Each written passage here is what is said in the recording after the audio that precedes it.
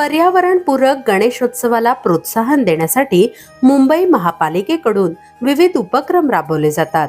शाडू मातीच्या मूर्ती घडवण्यासाठी प्रोत्साहन मिळावं आणि जास्तीत जास्त पर्यावरणपूरक मूर्तींची प्रतिष्ठापना व्हावी यासाठी महानगरपालिकेकडून दरवर्षीप्रमाणे यंदाही मोफत शाडू माती देण्यात आली आहे.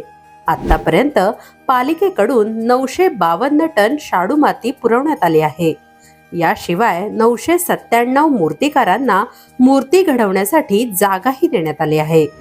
यंदा महानगरपालिकेने मूर्तिकारांना प्रायोगिक तत्वावर पर्यावरणपूरक रंगांचा पुरवठा करण्याचा निर्णय घेतलाय. पांढरा, नारंगी, पिवळा, हिरवा, निळा आणि लाल अशा एकूण 6 पर्यावरणपूरक रंगांचा यामध्ये समावेश आहे. महापालिकेकडून 7,800 लिटर रंग आणि 3,000 लिटर इको प्रायमर पुरवण्यात येणार आहे. मूर्तिकारांनी या रंगांचा वापर करून गणपतीची मूर्ती रंगवल्यास रासायनिक रंगांमुळे होणारं जलप्रदूषण रोखण्यास मदत होईल. मूर्तिकारांना या पर्यावरणपूरक रंगांची माहिती वॉर्ड ऑफिसमध्ये मिळू शकते.